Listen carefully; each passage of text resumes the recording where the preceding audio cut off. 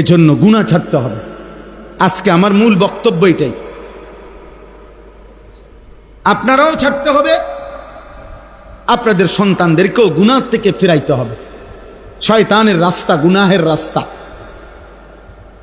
না হলে এই জাতি টিকবে না, এই জাতি টিকবে না। আমাদের উপরে আযাব গজব মুসিবত, আমাদের ছেলেদের এই অব্যাহত, মেয়েদের এই অব্যাহত নাফরমানির কারণে এখনো টের পাচ্ছেন না। এখনো গলিতে গলিতে গ্রামে গ্রামে আলহামদুলিল্লাহ খাইয়া না খাইয়া কিছু আলেম ওলামা মসজিদ মাদ্রাসা দ্বীনি ফিকির করতেছে, দ্বীনি ফিকির করতেছে, কিন্তু একদিন দেখবেন এগুলোও বন্ধ হয়ে যাবে, একদিন এগুলোও বন্ধ হয়ে যাবে।